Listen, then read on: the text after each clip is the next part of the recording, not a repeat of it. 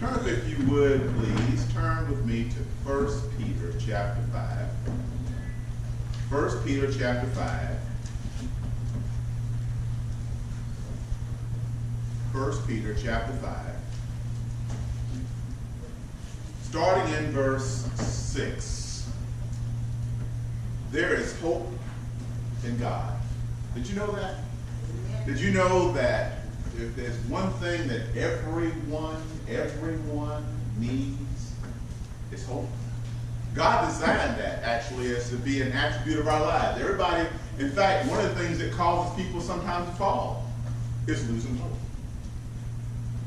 One of the things that often causes folks to do the things they know they ought not do and feel guilty about it and keep doing it all over again is prompted typically when they feel there's no hope. God placed that in us because he wanted to always maintain a longing in our life.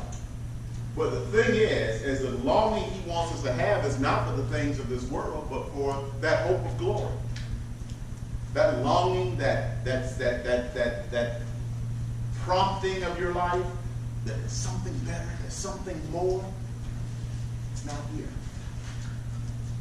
In fact, everything we see here is but just a glimpse of what will be only seen when we see him face to face in glory. If we don't keep that in mind, sometimes, not always, sometimes we get a little confused and we begin to think that this is it. So therefore we get a little disappointed when things don't work out right. So we think everything is supposed to just work. You can tell this happening to you when things don't work the way you hope they would, what your response is. Because it's easy to get caught up in the moment of taking for granted the things that happen in life and not realizing that in this world we'll have trouble. In this world, things will not always work out right. In this world, there will be sometimes bad reports. In this world, there will be sometimes disappointments. And if we don't have our focus right, we start listening to the wrong voice. Because it's always going to be the enemy who's going to say to you, when things don't work out, that God's not for you. And that's a lie. God is always for you, never against you, even in the trials we go through in this world. Peter knew that. Peter wanted to give folks hope.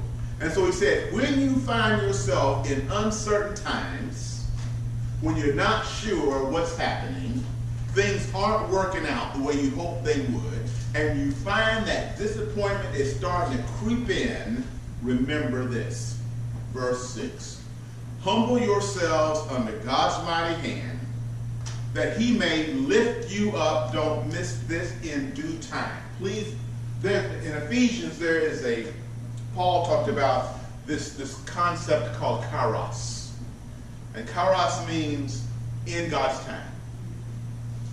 And when we forget to depend upon him, we want things now. Actually, we want it yesterday.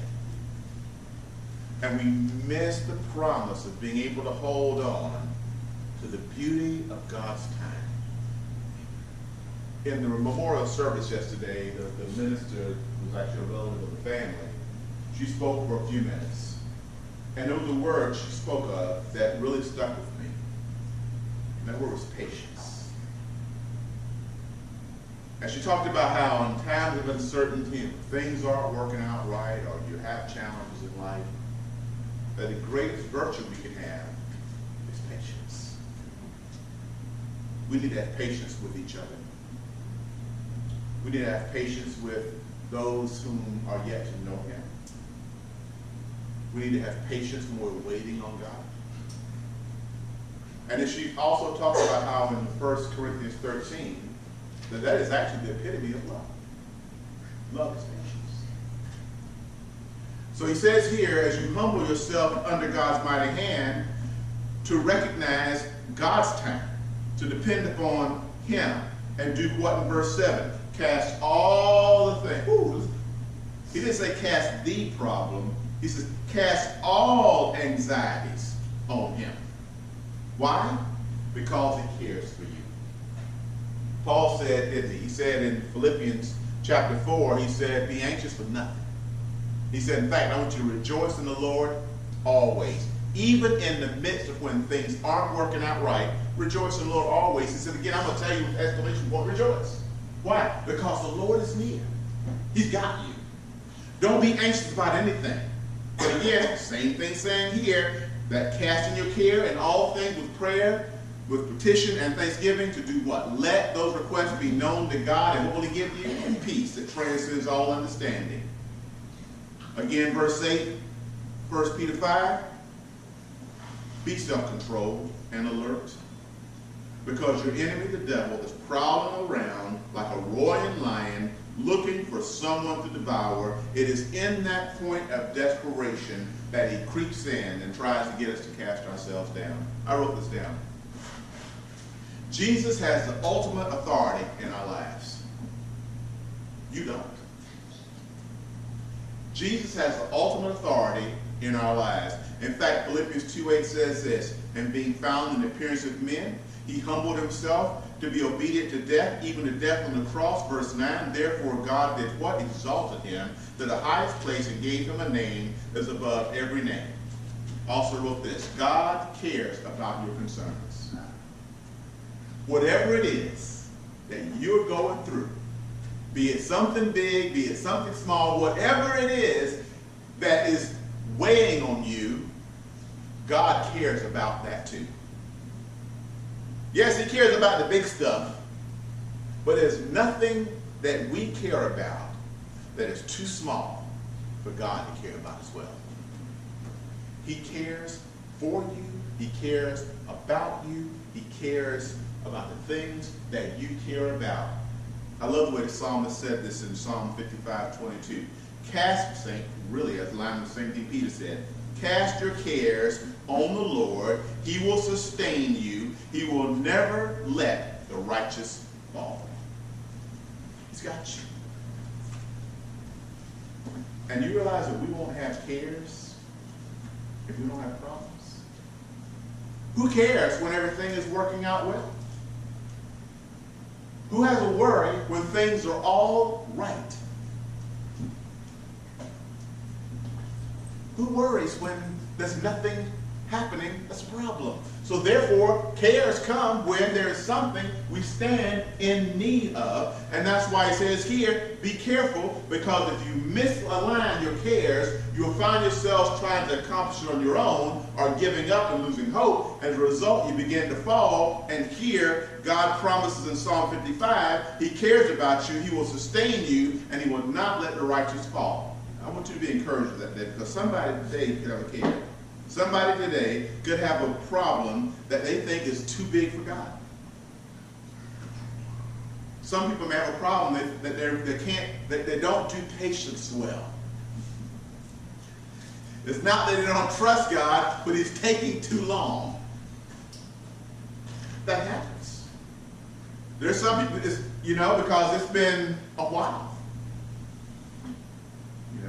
I've been waiting 3 hours.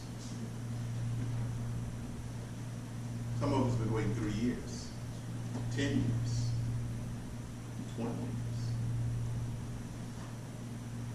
Some people are still waiting. And sometimes we get tired of waiting. But when that happens, he says, just talk to me about it. That casting your cares, letting it be known in prayer. Sharing with if you have a believer in your life that you can talk to and share with, and they will do only one thing, actually two. They will encourage you and they will intercede on your behalf. They won't go tell everybody else, but they will tell God, and they'll stand in the gap for you. You're blessed. And that won't be a crowd that will do that. But if you have one person, you're blessed. And you know the real truth is, God designed it to be, if you're married, your spouse. Not to go out, you don't have to go out in the world. He has given you a helpmate. And it goes both ways. That where you can share your deepest struggles with your spouse, and they can stand in the gap on your behalf. You're blessed. Your home is blessed. Your children are blessed. That's why there's so many difficulties in marriages. That's why there's so much conflict. The inability to communicate with one another. And we have all these little reasons on why they don't understand me and they won't listen to me. And we build this case that results in separation. And that's exactly what the enemy wants to do. He wants to divide the camp, because a house that's divided cannot stand. That's why we must do everything we can to be the peacemakers in our homes. It doesn't matter about who's right or who's wrong. It's not about getting things done my way or your way. It's about understanding there's a deeper issue here. For my house to be blessed, we must be one.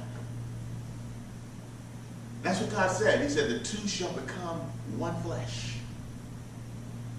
And so I want to encourage the couples here today that before we go running, I don't mean this negatively, searching for someone to be that Jonathan to come along our side.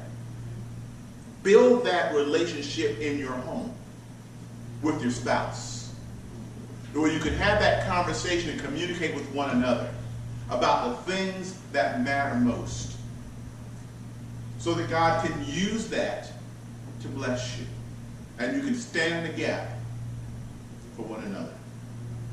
And I thought about that. I thought, why? You have to agree with me. That's why there's so much dysfunction in our homes and our families, in the Christian home.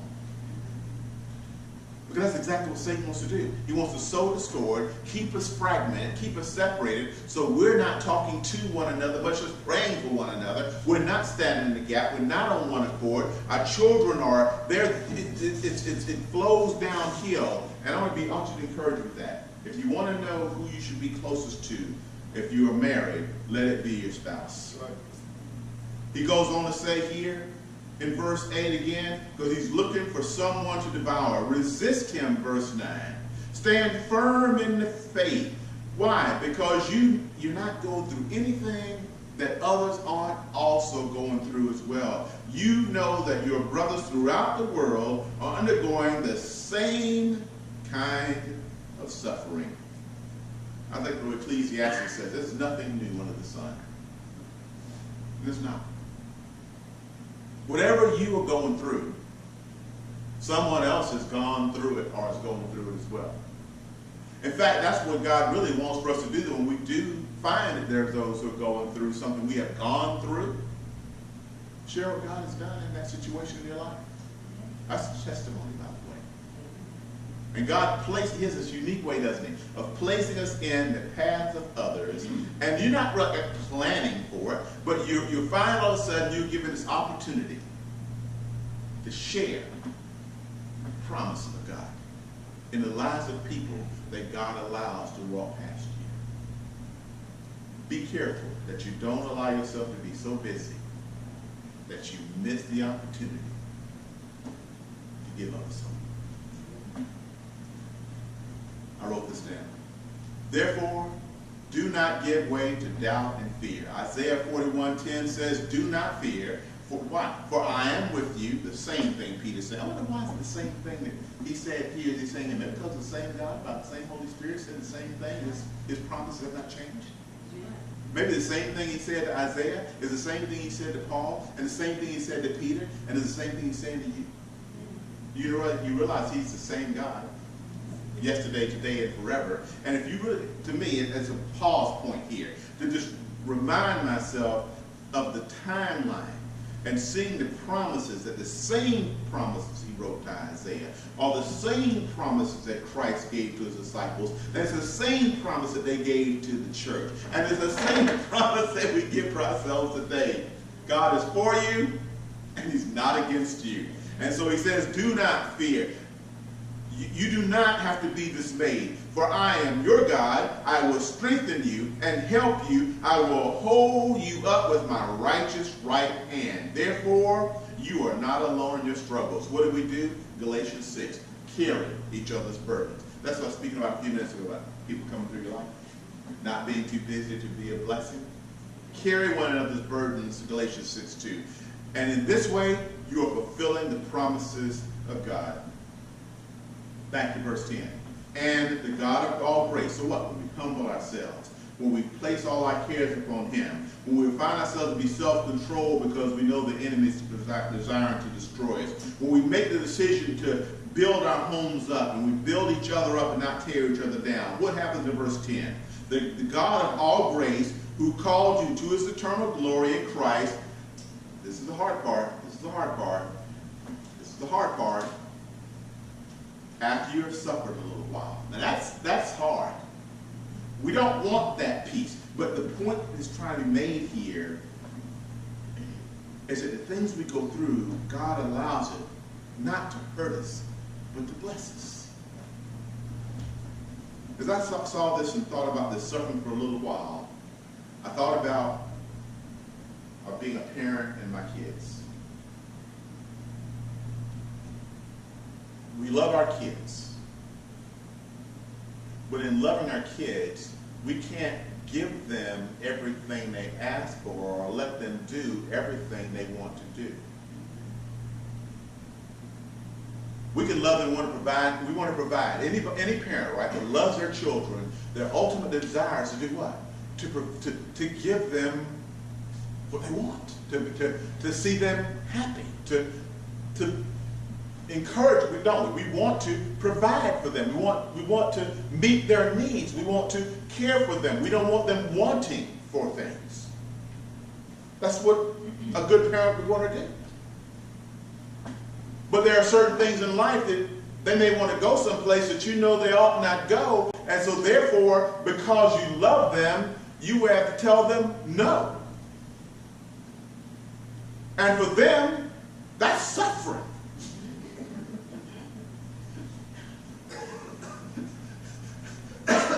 But all my friends are doing that. Everybody else is getting to go. Why that car can't I go? And then I said, when I go to school tomorrow, they're going to give me a fit because I didn't go and they were there, and they're going to say all these things about me. I'm not fitting in, and you're against me. You're trying to hurt me. But you did it because you're trying to help them. Because you know that place is not the place for them. And it may seem like to them suffering, but it'll only be for a little while. Because they will come up to a point, sometimes soon, sometimes later. They may get it at 16, or they may, like me, not get it till 60 sometimes. That now I see why they didn't want to allow me to do what they were doing, and I'm glad they didn't allow me to do it. So it seemed like suffering now. But in the end, you're able to say, wow, I get it now. And I'm glad I wasn't allowed to do that thing. I'm glad that what seemed like a closed door or what seemed to have been an obstacle that God did. I'm glad now because I see now what he was doing then. Paul talked about it in 1 Corinthians 13. He says, right now we see it through a glass dimly. You in part see what God's doing, but you can't get the whole picture. But it doesn't mean he's not doing something. So he says here again, you may find yourself suffering for a little while. He will restore you. He will make you strong, firm, and steadfast.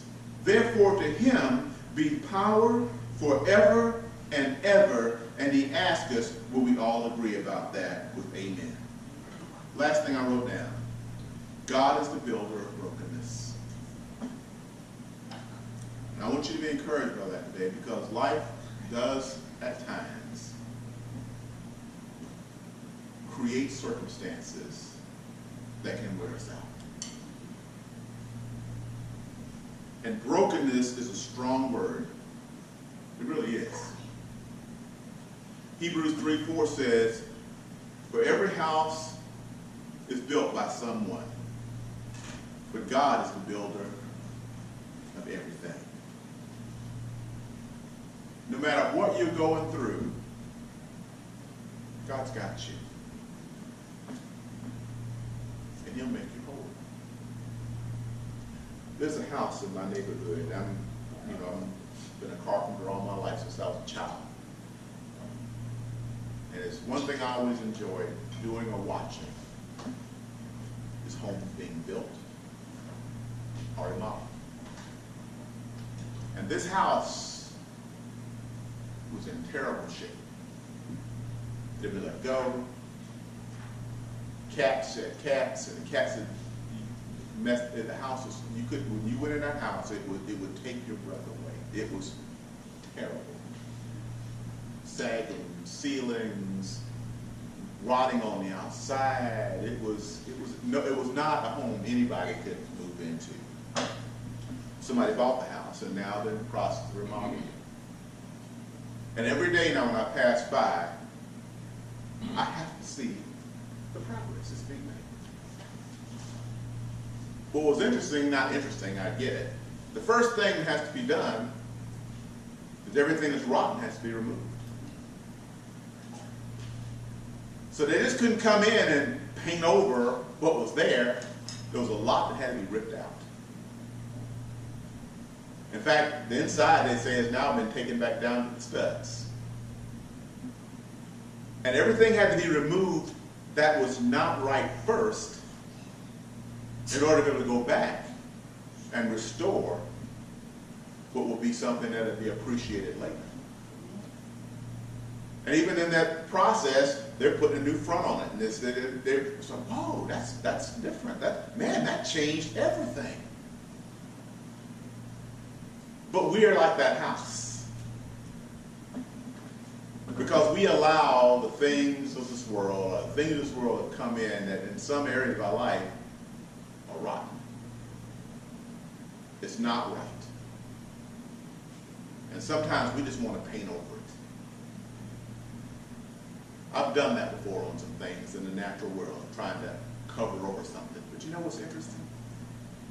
Not very long, that which was just painted over has this way of seeping back through. It's better, but it's not right. It always shows to be something that's just not quite right. It's patched. God doesn't like patched work.